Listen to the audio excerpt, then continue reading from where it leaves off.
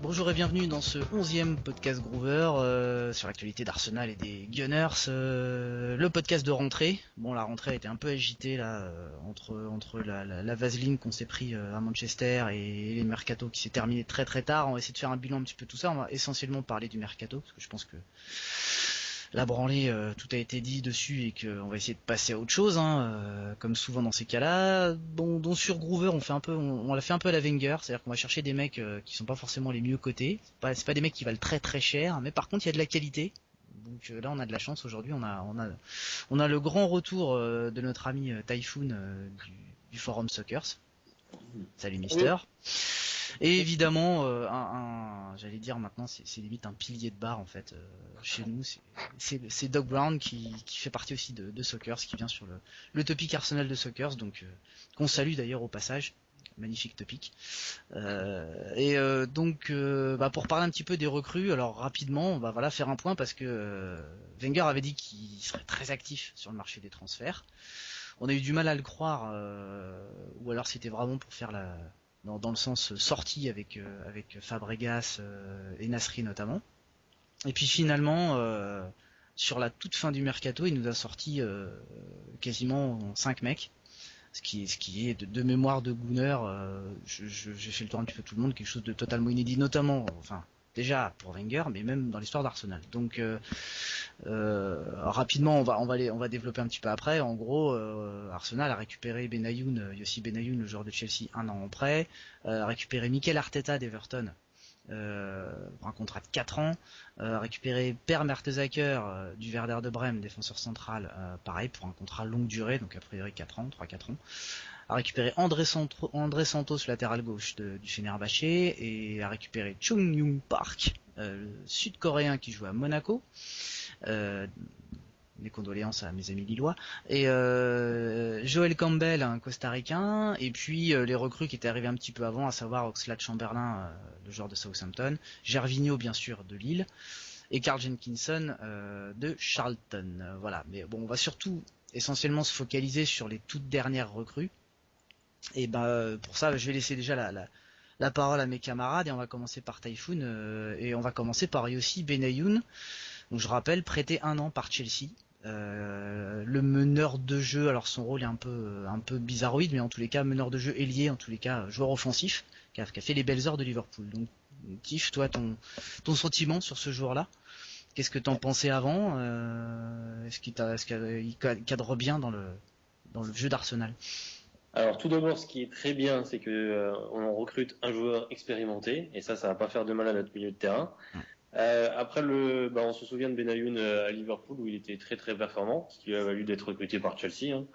Le problème, c'est que voilà, il a eu une blessure qui l'a éloigné des terrains pendant un moment, donc on sait qu'il a eu du mal à revenir. Alors ça va être l'interrogation, est-ce qu'il va retrouver son niveau chez nous? Et moi je m'inquiète pas trop sur ses qualités qui vont bien se fondre dans notre effectif. La seule chose sur laquelle je m'inquiète en fait, c'est où il va jouer. Parce que on sait il est plus performant dans l'axe, sauf que comme on en parlait, Song et Wilshere pour moi sont intouchables dans l'axe. Donc je le verrais plus à partir sur un côté, donc ou à gauche ou à droite, pourquoi pas à la place de Walcott à droite, et donc garder Walcott en joker de luxe, on va dire. Ou alors tout simplement faire souffler Wilshere dans l'axe pour le remplacer de temps en temps. Mais non, pour ce qui est de Benayoun, je m'inquiète pas trop pour ses qualités dans notre effectif. Il se fondra parfaitement bien dans notre football. Julien, ton avis?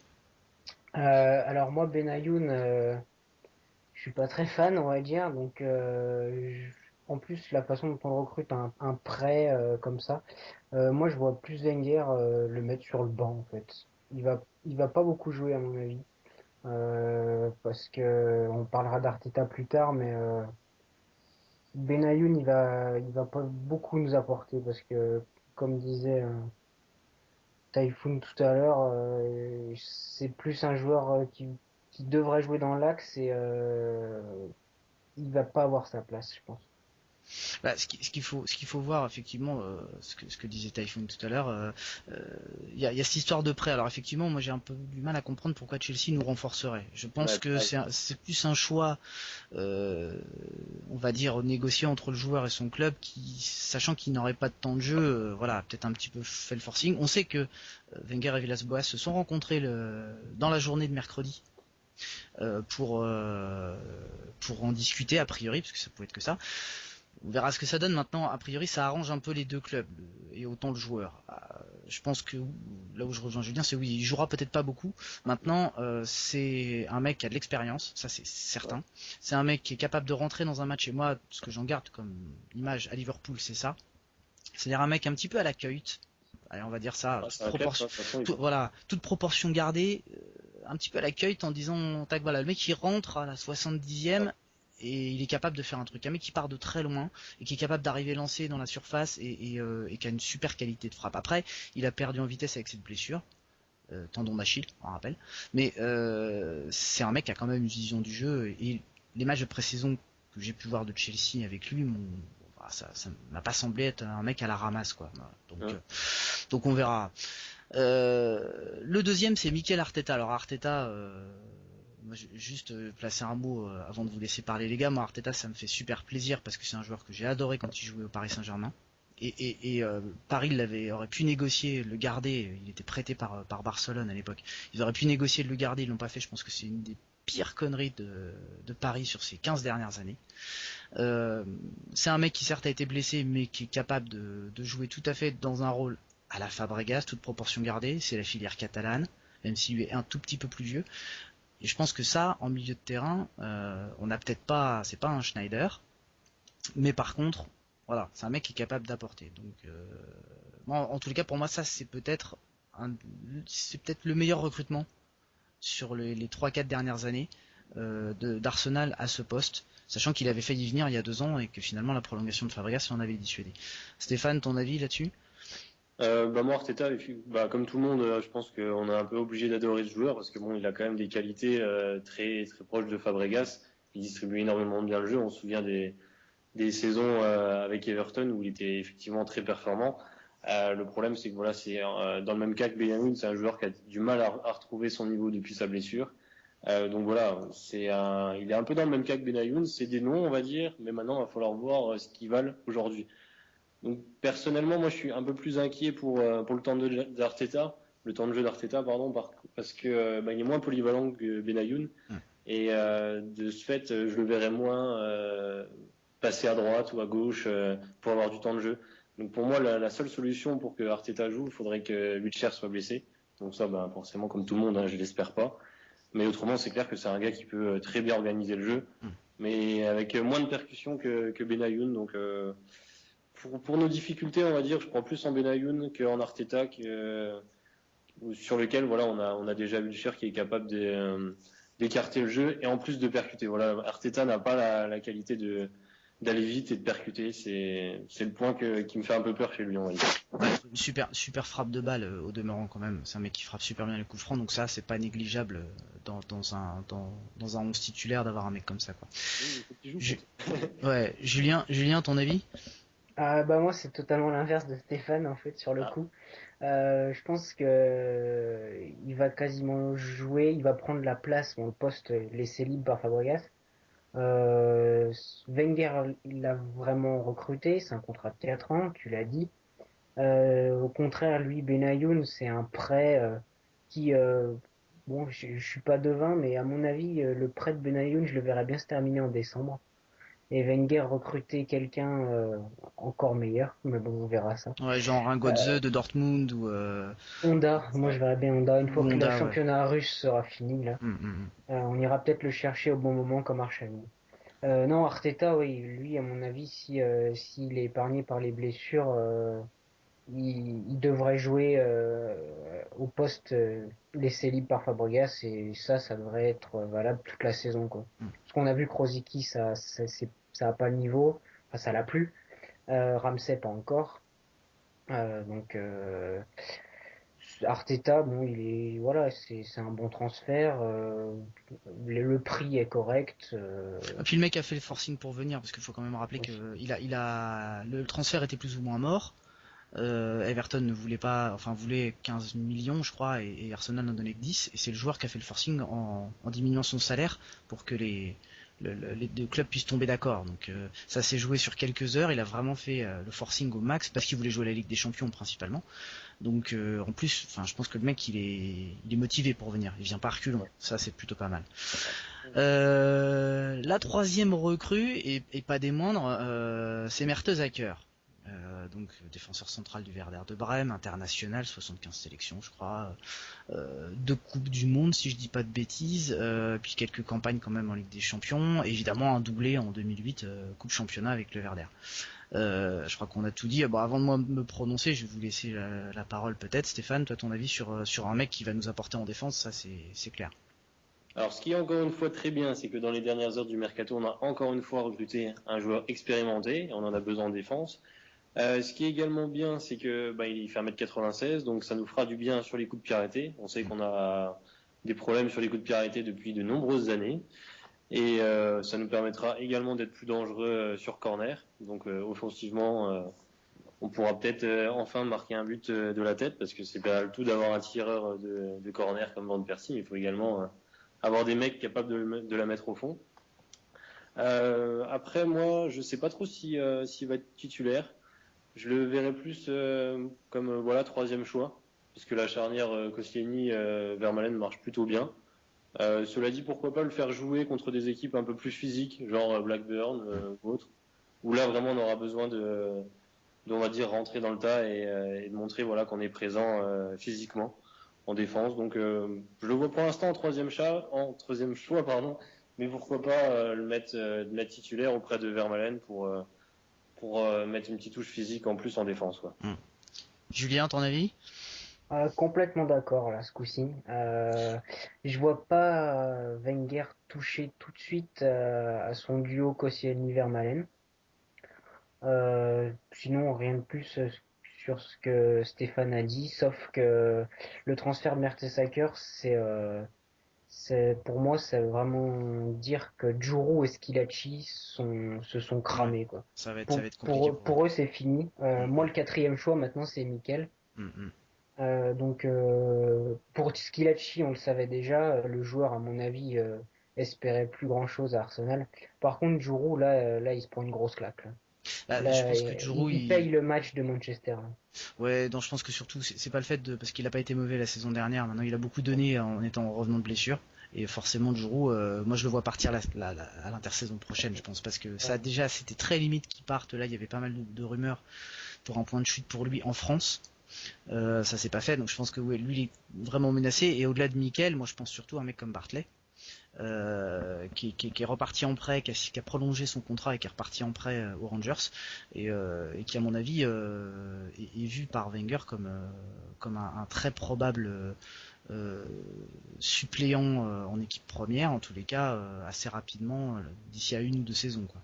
Donc là-dessus Giroud va encore perdre une place, évidemment Squillaci on n'en parle même plus. Alors juste Mertesacker, moi je suis un peu partagé. Parce que Wenger avait dit de toute façon, et il faisait partie de ses cibles, avait dit qu'il voulait se renforcer dans la défense centrale, mais qu'il voulait de l'anglais. Donc moi je suis un peu déçu du fait qu'on n'ait pas su faire venir un Samba ou un Cahill, un mec qui connaît la première ligue anglaise. Ce qui me dérange un petit peu, c'est que oui, il est grand, mais que de ce que j'ai pu en lire, en discuter avec des mecs qui suivent la Bundesliga, c'est qu'il est très lent. Et que de temps en temps il fait un peu des gels mentaux, à savoir qu'il sait plus trop où est-ce qu'il en est. Par contre, à l'opposé, évidemment, il y a sa taille, comme tu l'as dit Stéphane, et c'est le mec qui, enfin voilà, qu'on bouge pas quoi. Une fois qu'il a les pieds bien plantés dans le sol, sur phase arrêtée, amuse-toi pour aller le dégager de là où il est quoi. Donc ça, indéniablement, c'est un avantage énorme. Surtout dans des matchs où il va se payer un Christopher Samba en face. Surtout que là cette saison, au passage Blackburn, la charnière centrale c'est Samba, Dan. Donc il va y avoir du sport, mais pas que pour nous, hein, pas que pour Arsenal de toute façon. Donc, ça va être très intéressant à suivre. Moi Mertesacker, je suis satisfait du fait qu'on se renforce en défense. Je Je pense que il va vraiment être à la lutte avec Koscielny pour la place de titulaire. Et que ça va être assez chaud entre les deux, je pense, pour choper une place de titulaire à côté de Vermaelen.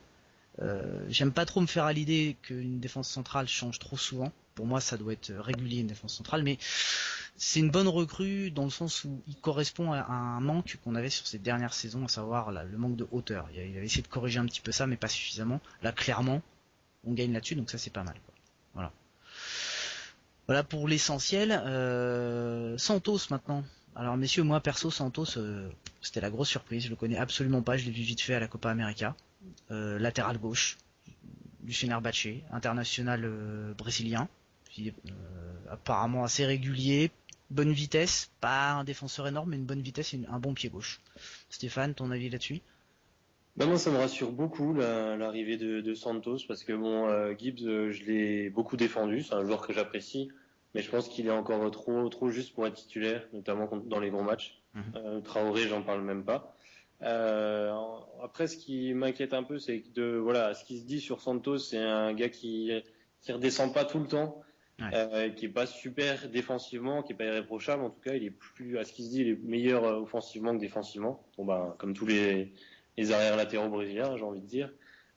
Donc voilà, j'espère qu'on va pas retrouver un nouveau cliché, on va dire, donc un gars qui est capable de percuter énormément sur son côté, de nous apporter beaucoup offensivement, mais par contre de nous planter, comme l'a fait Clichy à de nombreuses reprises sur l'alignement ou tout simplement défensivement, où il se fait vraiment passer comme un Traoré, j'ai envie de dire. Hein. Donc voilà, je suis content qu'on ait recruté, mais j'espère qu'il va s'améliorer défensivement et qui continuera sur la même lancée qu'il a montré à Fenerbahçe ou dans l'équipe du Brésil offensivement. Voilà. Ouais, Julien? Comme pour Mertesacker, en fait, c'est bien, mais c'est du second choix. On aurait pu aller chercher Baines dès le début ou Enrique, pourquoi pas. C'est le même prix qu'Enrique. En gros, on l'a payé à peu près 7 millions de livres. Ouais. Et on aurait dû aller chercher en défense quelqu'un d'expérimenté de première ligue. Sachant que Santos, excuse-moi, je te coupe 3 secondes, mais sachant que Santos était quand même dans le viseur du Barça en début de mercato, que son prix était de 16 millions à peu près, qu'ils ont reculé, mais que le Barcelone s'était intéressé à lui. C'est pas un critère de qualité évident, mais ça note quand même que il est pas indifférent, quoi. Ouais, pourquoi pas. Ouais. Bon, on verra ce qu'il va donner parce que là, Gibbs est blessé. Après, si je me mets à la place de Wenger, je pense que ça sera le backup de Gibbs. Wenger s'est mis dans la tête de faire jouer Gibbs cette saison, donc dès que Gibbs revient de blessure, je pense que Santos va être sur le banc. Ou peut-être faire ce qu'il a manqué pendant longtemps à ce poste-là, une vraie concurrence, quoi. Aussi, ouais, c'est pourquoi pas. On verra. Ouais. Alors on va passer à Park. Alors Chu Young Park, sud-coréen, capitaine de l'équipe de Corée du Sud. Alors lui c'était vraiment l'inconnu complète aussi parce que c'est vraiment un transfert de dernière minute. On se retrouve avec ce mec-là. Alors pour la petite histoire, on va pas retourner le couteau dans la plaie, mais il y a tout un litige avec Lille puisque il était prévu qu'il passe sa visite médicale. Il y avait un accord oral a priori avec Lille, mais il a reçu un appel de son agent qui avait été contacté par Arsenal et enfin bon bref, c'était un peu, il y a tout un micmac autour de ça, donc bon voilà, c'est un peu désolant parce qu'un club comme Lille mérite pas que ça se passe comme ça, qu'on donne une image comme ça. C'est pas terrible non plus de la part d'Arsenal. On connaît pas les tenants et les aboutissants, mais enfin, en l'occurrence, il a atterri chez nous. À mon sens, c'est plus un transfert d'appoint. Mais finalement, c'est un mec qui semble quand même se révéler plutôt pas mauvais. Là, il a marqué en sélection, il a mis un hat-trick. C'est un mec qui est très motivé, qui voulait vraiment venir en première ligue. Il joue à Monaco. Il sort pas de grosses saisons à Monaco. Je crois qu'il a joué 91 matchs, il a marqué 25 buts en 4 saisons. Un attaquant de pointe. Là aussi, il faudra se poser la question de savoir comment on peut le faire jouer. Est-ce que c'est un vrai backup de Van Persie ou pas? Mais en l'occurrence, bon, c'est un mec de club. Et les retours qu'on peut en avoir, c'est que c'est un mec qui, quand il est sur le terrain, se donne à 3000%, ce qui ne peut être que bon, quoi. Donc Stéphane, ton avis là-dessus? Moi, ce que j'apprécie sur tous les joueurs asiatiques, c'est que voilà, il mouille énormément le maillot, et là, on peut compter sur lui pour qu'il fasse un pressing énorme, pour qu'il donne un peu tout ce qu'il a ce qu'il a dans le sac, on va dire. Donc comme Chamac, mais peut-être en plus technique, en plus rapide, en plus performant tout simplement, je l'espère, hein, parce qu'on en a besoin. Après, moi, je le vois plus effectivement comme une doublure de Van Persie. Donc, moi, j'attends de voir ce qu'il va donner. Je préfère pas trop me prononcer sur lui, mais je sais que je vais déjà apprécier par contre sa niaque, on va dire. On en a besoin offensivement pour vraiment faire le pressing. Parce que bon, un gars comme Van Persie, bon, il peut pas être partout non plus, il redescend Ouais, déjà puis très bas. il s'use avec Ouais. cette Il façon de jouer là. pas pour chercher les ballons Van Persie, donc voilà, il peut pas faire un pressing énorme non plus, on peut pas lui demander d'être un Tevez ou un Kite, quoi. On sait qu'il a pas les mêmes qualités que ces deux joueurs. Donc en joker, il peut être pas mal, je pense. Bon, Julien? Bentner part, Park arrive en fait, c'est juste on comble un vide, j'ai envie de dire, hein. Je sais pas, ça va, avec Chamac, voilà, c'est juste pour dépanner si Van Persie se blesse, on Ouais. l'espère pas. Après, la possibilité de jouer sur un côté, pourquoi pas. Bentner, on l'utilisait comme ça, c'était catastrophique. Bon, bah là, ça sera peut-être un peu mieux. Bah, c'est Mais un mec qui a une sinon, bonne pointe de vitesse, Park, hein, en tous les cas, il est vraiment rapide. Pour un jeu de contre, ça peut être intéressant, je pense, sur un côté ou dans l'axe, hein, de toute façon. voilà, c'est un bon élément. C'est quelqu'un qui peut jouer un peu partout. On a envie de dire, on sait pas trop ce que ça va donner. Est-ce que le fait de faire deux choses à la fois, c'est les faire mal toutes les deux, on verra. Ouais. Bon, c'est- il va pas jouer souvent, mais quand il jouera, bon bah, il va se donner à fond et ça, c'est toujours mieux que Bentner, quoi. C'est sûr que ça changera, ouais. Alors rapidement sur les deux dernières recrues, on parlera pas, parce qu'on en a déjà parlé, mais rapidement de Gervinho et Jenkinson qui sont arrivés un petit peu plus tôt. À la rigueur, bon, Chamberlain, Oxlade Chamberlain, qui est le jeune joueur de Southampton, pour faire très court, catégorisé comme un Walcott bis, en plus complet, d'après ce que nous disent les gens qui le suivent.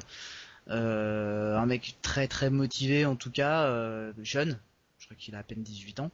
Euh, bon, une recrue anglaise, un mec qui connaît le jeu anglais, formation anglaise, enfin voilà, donc là on est dans la veine plutôt du jeune qui va monter en puissance, quoi. Stéphane, ton avis? Donc un joueur anglais, donc effectivement, comme tu l'as précisé, c'est pas plus mal parce que ça apportera un peu de fighting spirit, on va dire, à notre équipe. Après, bon, moi je pense que c'est un joueur qui a pas froid aux yeux parce qu'il rentre contre une équipe directe, il tente un grand pont. Moi, ça m'a un peu choqué, quoi. Enfin, il Bah, vient il est de insouciant, quoi, il est jeune, ouais. il vient de Détroit, il vient de rentrer, il tente un grand pont comme ça. Bon, bah, ça en dit long. Je pense il a une bonne confiance en lui, donc ça, c'est pas mal aussi pour le groupe, rien que dans les vestiaires.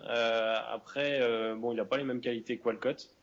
Il est beaucoup plus technique, donc ça, c'est pas plus mal. Bah, je pense que Théo aura du souci à se faire, peut-être pas cette année, mais l'année prochaine, au niveau de son couloir, parce que à ce que j'ai vu des compilations de Chamberlain, je pense qu'il peut vraiment apporter un gros plus sur les côtés. Bon après, ce qui est un peu embêtant, c'est que voilà, on a sorti un gros chèque pour l'avoir, mais ça c'est Il y avait beaucoup de monde dessus, hein, notamment Manchester, Liverpool, ouais. beaucoup de monde dessus, donc je pense que c'est un pari pour l'avenir pour le coup. Là. Oui, c'est sûr, ouais, ça Ouais. c'est clair, je suis d'accord avec toi. Ouais. Julien? Ouais, bah, je suis content. On sécurise un peu un élément pour l'avenir qu'aurait pu exploser dans un autre gros club. Moi, ce que j'aurais aimé, c'est le reprêter tout de suite à Southampton, en fait. Le laisser finir sa formation tranquillement, parce que là, il va pas beaucoup jouer malheureusement cette saison. Peut-être les coupes? Oui, sûrement les coupes, ouais, ça serait bien.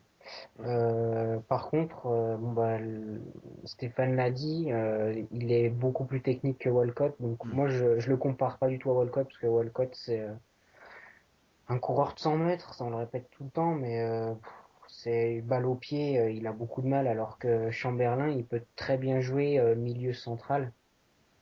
Et je crois qu'il a démarré ça, il a été formé à ce poste-là. D'ailleurs, il peut jouer dans l'axe. Donc ça veut dire qu'il peut très bien tenir le ballon. Et ça, si il a envie de jouer sur l'aile, il participera beaucoup plus au jeu Ouais. que Walcott, qui est quasiment incapable de participer à la construction au milieu de terrain, quoi. Tout dépend de l'équipe qui est en face, en fait, j'ai envie de dire. Ouais, C'est bon, surtout ça. ça sera de la Carling Cup pour lui, Ouais. mais bon, bah, en espérant qu'il réussisse ses débuts le plus vite possible. Pour lui comme pour Miyachi d'ailleurs, dont on n'a pas parlé, hein, qui est le jeune japonais qui avait été prêté à Feyenoord, qui est qualifié, qui a eu son permis de travail contrairement à Joel Campbell pour jouer en Angleterre. Donc Miyachi, pareil, petit profil, dribbleur, rapide, qui tente des choses un petit peu, enfin voilà, très doué. Donc ça peut être intéressant de les voir en Cup, avec notamment un Benayoun dans l'axe pour organiser un petit peu, et ça permet de faire souffler aussi tout le monde. Ouais. C'est peut-être pas plus mal. Alors Campbell, juste on n'a pas de référentiel dessus et il va pas jouer cette saison puisqu'il a pas eu son permis de travail, l'attaquant costaricain, très jeune aussi, 19 ans, mais il va être prêté à Lorient. Sachant que Gilles Sounou a été vendu lui à Lorient. On va par contre garder Coquelin parce qu'il faut des backups en milieu défensif. Donc Campbell, je sais pas si vous voulez en parler un petit peu, mais c'est vrai qu'on n'a pas trop de référentiel sur lui.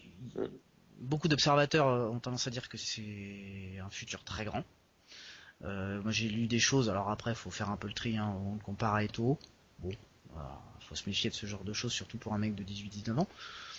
Mais ça peut être pas mal. On verra à l'issue de sa saison en Ligue 1 ce qu'il peut donner. Je pense que ça peut être plutôt intéressant. Après voilà. Alors peut-être juste un mot, parce que je sais que le doc apprécie particulièrement ce joueur-là. Henry Lansbury qui est prêté à West Ham. Julien, ton avis là-dessus, parce que toi c'est un de tes joueurs Ah ouais, moi fétiches. j'aime bien ce joueur parce que il se donne tellement à fond que c'est tellement rare à Arsenal d'avoir un mec avec un caractère qui me rappelle un peu celui de Paul Scholes. Hmm. Et puis voilà, bon bah on le prête à West Ham, il va perdre en visibilité pour le public anglais, les supporters d'Arsenal en général.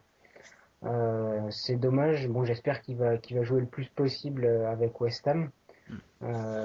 Après, bon bah, il subit un peu la venue de Chamberlain en fait, hein. Ouais. Wenger est obligé pour faire passer la pilule du transfert de Chamberlain, bah, il faut en garder un et l'autre, on le prête. Bon, bah, à force d'être prêté, on va le perdre définitivement et c'est dommage parce qu'avec Wilshere, c'est certainement l'un l'un des joueurs qui a vraiment une âme de guerrier euh, qui nous manque cruellement à Arsenal, en fait. Ouais. Bon, sachant que quand tu vois l'effectif de West Ham, je pense qu'ils vont remonter à mon avis dans la foulée. Maintenant, c'est vrai que c'est un peu dommage. On C'est en un avait pari parlé. quoi de l'emmener en C'est un pari, mais Championship. c'est dommage de ne pas l'avoir reprêté à Norwich où il était la saison dernière en Championship et qu'il a aidé à faire remonter. Parce que ça aurait pu être un peu mieux considéré. Je sais pas si j'ai du mal à cerner véritablement le choix de le prêter à West Ham. Et j'espère, comme tu dis, ouais, que ça va pas le décourager. C'est un mec qui aime Arsenal, qui est très très attaché au club, mais et qui va peut-être se poser la question à un moment ou à un autre de qu'est-ce qu'il va faire de sa carrière, quoi. Et Il est, effectivement, il est pas aussi sérieux que Wilshere en fait. ouais. Wilshere et Lansbury, ils sont à Arsenal depuis qu'ils ont 9 ans tous les deux. Le problème c'est que t'en as un qui est très sérieux et l'autre qui est un peu fêtard sur les bords et il gâche un peu son talent. Donc Wenger, je sais qu'il aime pas trop ce genre de joueurs qui sont pas à 100% dans le club, Mm. dans le foot mentalement.